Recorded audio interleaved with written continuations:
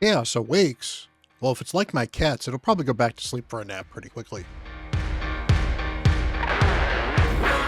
Hello, everyone. Bront, CatHerder here. We're having some fun talking Raid Shadow Legends, and Raid has announced a new event type thingy what's it with the event dungeon opening up and a new mythical boss and all kinds of cool stuff. And I wanted to talk about it a little bit. Now, I'm not going to be breaking down the boss, the details, the fact that this might be a champion we might be able to receive, at least specifically. I want to go over a little more just general terms of what I would recommend players do as far as preparing for this event, as well as what kind of things we might expect for these events, just based off of the previous two ones, the Alice and the Asgard Awakens that we have done, or Asgard Divide, I guess is what it was called. So we'll talk about those. So, first of all, both of these events have had a login champion. So I'm here in the Barbarians because for the Asgard Divide, every single one of them was a Barbarian. So they're kind of easier to show from this perspective. Loki the Deceiver was the free champion we got, and he's an okay champion. He's got a interesting A1 that increases the duration of enemy debuffs. He can be good because it's an AoE attack, so he can be good in sets that are useful for deploying debuffs. He's got block active skills and block buffs that he will then spread, and then he's got some turn meter.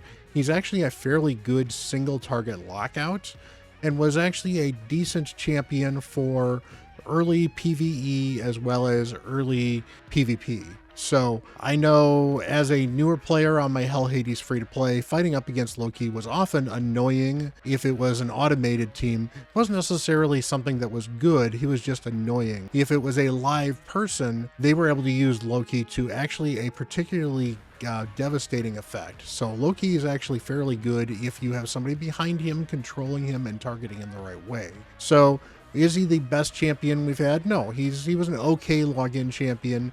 He's certainly been better than some, like Alexander. And he's certainly been worse than some like, Alice, who we'll be talking about a little bit later. But overall, he was very good for early to mid-game players. He had some possible uses for some end-game teams. He didn't feel like he was a waste for me to build on my main account. Now, I ended up not using him. I ended up not doing a big guide on him.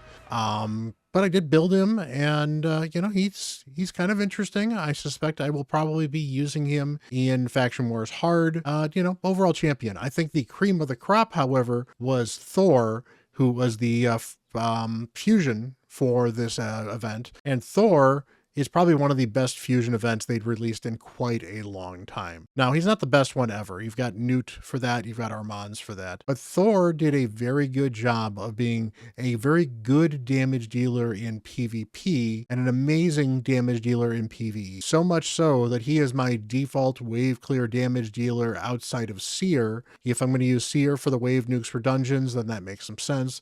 If I'm not using Seer for the wave nukes for dungeons, then it's probably Thor, maybe some other people as well, depending on the team we're talking about. But Thor does my campaign farming because he does it very quickly and efficiently. Thor does my Minotaur farming because he does it quickly and efficiently. In fact, he runs maybe 10 to 15 seconds on average, which saves me a ton of time. And he did it on accounts where I didn't have as good of a gear as well. So he definitely does get better with better gear. He is actually a very good high-end Hydra damage dealer as well. He does a ton of damage. He is still one of my main damage dealers on one of my Hydra teams.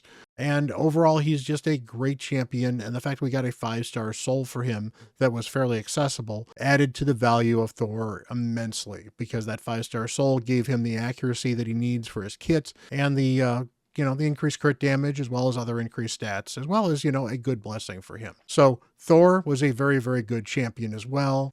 Freya, also a very good champion. Now, there was a controversial soul pull for Freya, and I think we've unfortunately kind of gotten used to the price of those. I kind of got where they were coming from in the fact that a lot of the previous ones we were judging it on were not for champions, they were for other things. So when they changed the value for a champion, I kind of get it. But overall, Freya, still very, very useful. useful with a cleanse and a block debuffs and some turn meter fill. Really, really good shields and increased defense. It's actually nice to have a shield and increased defense. The only real complaint I've had with her kit is I really wish that there was a turn meter boost on this skill as well, because the increased defense with turn meter boost is something we have not had a lot of champions that have had access to. So that's something that would certainly have been nice for her, and I think that would have really propelled her into an absolute top tier level. She's got a nice AoE provoke that can be very disruptive, plus you can throw other stuff on her if you want to, and finally a decent passive as well. We also had the Feyfather, Odin, who is not only was a good boss for the event dungeon, but is an absolute beast of a champion all over the place. In fact, I probably should be using my Odin for more PvE content, because this ability absolutely smacks, and the ability to strip and stun a wave on a 3-turn cooldown is absolutely amazing as well. Plus, he brings the block damage, so he actually brings some very, very useful utility to keep your team alive as well. So very good champion. I suspect he'll actually be very useful in this new event dungeon as well, because block damage is going to be very helpful, I suspect. So, and then finally we had, well, I stand corrected. That was those were the 4 champions we received. And I did actually manage to get all 4 of them, which is kind of cool. They didn't do any special bonus for getting all 4 of them, but they were definitely worth grabbing. And for the most part, all 4 of those champions were very good. Freya continues to be an arena meta champion and a very good Hydra champion. Same with Thor, same with Odin, and Loki, well, you know, he was free. So I'm not going to complain that he's not a meta champion necessarily. If we want to go look at the Mad Hatter and the Alice Awaken stuff, first of all, we had Alice, who was a free champion, and Alice is an absolute beast of a champion, especially because you get that 5-star soul for her again. But she is a pure damage dealer that also has some additional abilities to do some lockout and some buff strip as well. She doesn't need accuracy to be very good. She is great with the accuracy, however, and then she has a good passive as well that resets her cooldowns, so she actually gets some extra cooldown resets as well. She has been a cornerstone of my free-to-play account, and honestly, I could hardly imagine my free-to-play account without Alice, because she has been that good on that account. On my main, I don't use her anywhere near as often, but that is mostly because I have a glut of really, really good nukers and other champions that do similar things to her, so I have not really needed her on that account. That said, I did build her, and I do bring her out on occasion because she's still very useful, and in fact, she can be very, very useful in Arena, even on my main account. We had the Fusion, who was the Mad Hatter. Most of the rest of these ended up in Knights Rev, which is kind of cool. We got the Mad Hatter. Mad Hatter is one of the best supports we've had in a while. Very, very good Fusion. Not the best, but he's got the passive here where he puts fears out as well as doing some healing. He's got a lot of good utility with that. Increase the duration of all buffs and decrease the duration of all debuffs on allies. So this is kind of a mini cleanse with a turn meter fill. You know, it's an okay skill. This skill is actually very good. Hex and Weaken, very good debuffs for Hydra, as well as then there's a highest crit damage champion will join an attack. So basically you get damage out of your damage dealer as well with this ability, making this ability absolutely amazing. And increases the damage done by 10% for each debuff on the target. This works great, especially if you have champions like Ninja, who's got a good A1, Toshiro, who's got a great A1, Tiox, who's got a great A1. All in all, very, very good skill here. And then finally, he's got a decent ability to steal stuff there. He's got a very good kit overall. He's certainly not like top tier, S tier, but he's a very, very good champion. We got a couple of the champions too. We got the Queen of Hearts. She's got a really good kit too that plays off of other people putting buffs on where she gets instant turns. She actually has a debuff, I believe it's right here, Deathbrand, which allows you to do block revive if people die while Deathbrand is on, which I think is a cool ability that would be nice to see outside of just the Queen of Hearts, but very good ability there. We have the Knave of Hearts. The Knave of Hearts is the undead. He's the one that was considered kind of the worst of the bunch. And even then, he's got some good utility as a really, really good tank. He's got the taunt on one of his abilities here, continuous heals. He's basically restoring his max HP regularly. and he destroys enemy of the HP of the enemy attackers. So he can be a very good defensive target against champions who are max HP attackers. As I was like, max HP damage dealers, not necessarily your newts, but like your Narcissus or champions like that, where you can chip away at their max HP, which could certainly help you in the long term. He's an okay champion. He's not like top tier, but he's very good. And finally, I think the surprise was the Cheshire Cat, who showed up in the Demon Spawn. I love this design. I want this dude on one of my accounts. It's just kind of appropriate, but hey, I don't have him, and that's unfortunate, but he plays around with veils, which of course makes some sense. He plays around with speed, and this A1 turns out is probably his best ability on his particular kit. He is absolutely amazing. It's an amazing damage dealer at Hydra. He is really annoying in Arena because he got a stay alive passive. Very, very good champion overall. And as you'll see, that's kind of the theme with all of these champions for these events here. No, thank you. We are getting very good champions, and even the worst of these champions are still middle of the road legendaries. And I think that has been, that's been good. It's good to see that we're continuing to get new useful champions. They are not champions that have totally redefined the meta, but they have certainly enhanced the meta or fit into metas and maybe altered it slightly. I know certainly Odin probably was the biggest meta changer for a while, but Odin is no longer the must pull in Arena that he was for a little while early on in his kit. There's definitely different ways to deal with him now that there weren't beforehand.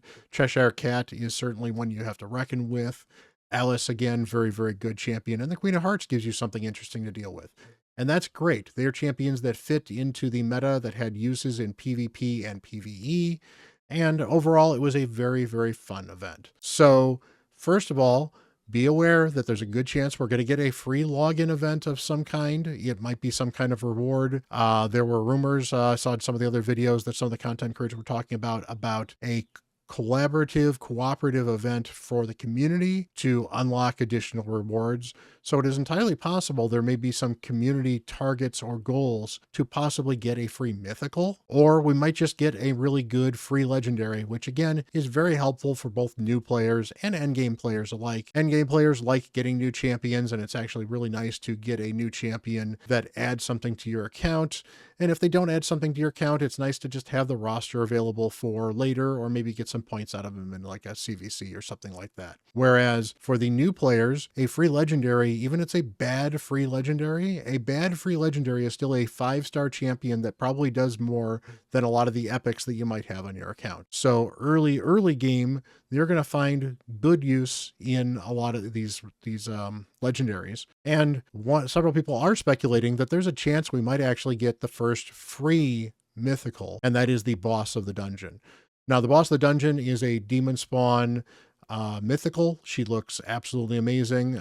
She looks like she's a good support in the first form, and then an interesting damage dealer in the second form, and relies a little bit on people being alive or dead to power up her abilities, which can be actually pretty cool. So I think the kit overall looks very interesting. We also may, instead of that, pretty soon, we're actually pretty close to being due for a 2x Primal event. The last 2x Primal event we had was in March.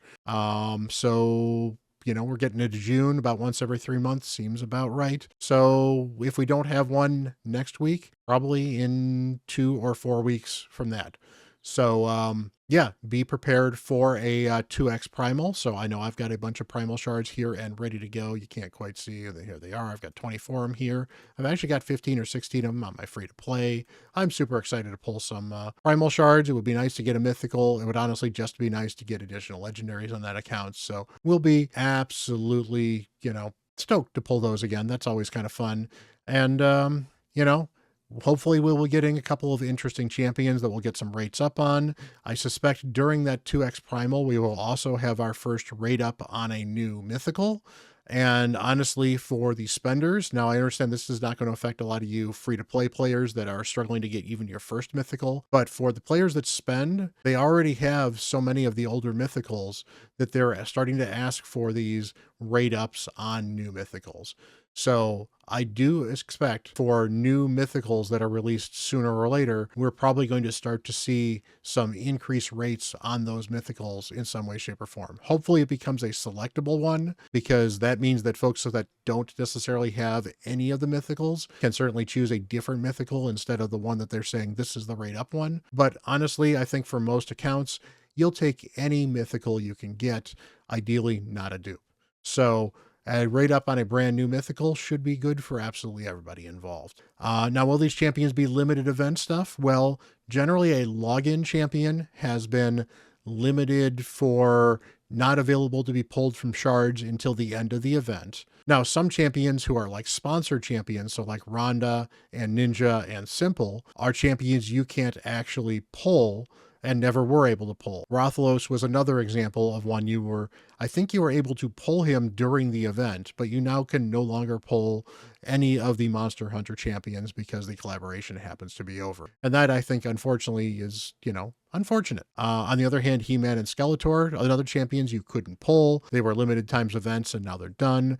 But at least they made a little more sense to be exclusive and not show up again, whereas the Monster Hunter stuff, they fit well in the world. I don't know why we weren't allowed to continue to pull them, but that's how these things go sometimes. The good news is this is entirely based off of Raid IP, so we're not going to lose these champions anytime soon. So you will be able to pull these champions for, years to come, assuming the Raid's going on for a few years. I don't see any reason why it would slow down that much. And so you don't have to break your back to get these champions, but I do recommend doing the fusion, and then I also recommend focusing on the event dungeon. So as we see here on my main, this is all the pinpoint gear I have laying around. I probably need to continue to roll some of the stuff up, and I probably do need to curate it a little bit because it's probably overkill in some cases, and there's probably pieces I honestly would never use. But some of these pieces, like, hey, this is a double speed piece of Pinpoint. Pinpoint is a speed set. Pinpoint gives you 10% speed at 2 points,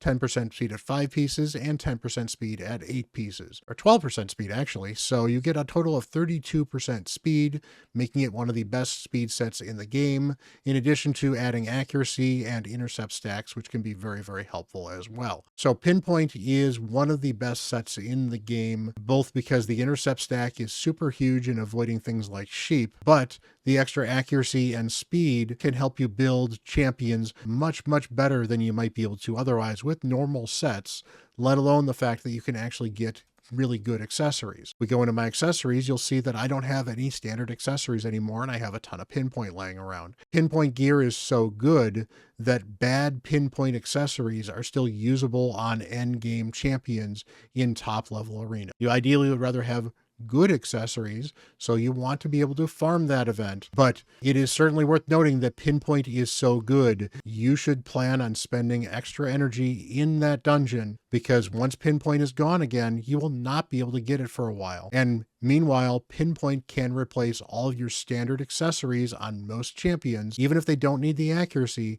the extra speed of having a pair of those is huge. 10% extra speed. Looking at Lady Mikage here, for example, that is 11.5 extra speed on an already fast champion. That makes a difference in, well, basically, are you going first or are you going second in arena? Or are you able to lap the enemy boss in PvE content? So Pinpoint, absolutely critical. Save up for that. And finally, we have the shard situation. Now, I did actually pull a bunch of ancients recently because I decided to beat 30 shards for Volcanos. It did not go particularly well. I got a single epic in those 30 pulls, so which is why you tend not to pull off of 2x's. But between the amount of them, the fact that I had 52 of them, or I had 48 of them, I've gotten several ancient shards since then, and I have 4,500 gems, and I continue to collect more and more gems, I felt very comfortable in spending some ancient shards because, getting a Volcanos would have been absolutely amazing for this account. I don't have any of the Faction Unity champions. That said, for most of you free-to-play champ players, and most of you regular players who are just trying to save your shards, I honestly would recommend from this point forward, don't pull your shards outside of very special events that make it worthwhile pulling for them, because we are going to want shards to get these new champions. And if we can actually get all of these new champions, Raid has been known to give a little bit extra. Even if that little bit extra is like like an extra chicken, a brew, and a legendary book or two. It's not amazing, but it's free resources. And if you like these champions, and there's a good chance that we will like these champions for PvE and PvP, well, then the best way to get them is through shards. And the best way to have shards is to not pull them on events when they're not relevant. So hold your shards, hold off on pulling, and prep for this new event. So folks, there we have it. Lots of new and interesting stuff coming. Braid has actually been killing it with these events, and yes, I am aware that some people wish that we would also have new things, new types of tournaments or new other types of competitions as well to go with some of these events. That said, these events have often brought interesting champions, interesting dungeons, and interesting gear into the situation, and I would not be surprised to see relics make a pop-up in this as well. So hold on to your stuff, get ready for some wild new events and some wild new champions, and you know what? Hopefully you can snag yourself an account-changing champion when these new ones come out, because hopefully they're absolutely amazing. So let me know what you think about the new Chaos Awakes event, whether you like these types of events or if you think they're just kind of overblown and not really worth the trouble. Let me know what you think on my takes on some of these things and some of my prep tips as well. Let me know what you're doing to prepare for these new events, and hit that like button and hit that subscribe button while you're there. I love doing videos like this where I just get a chance to talk to you guys, and hopefully you find it valuable. So until the next video, I'm Bront CatHerder.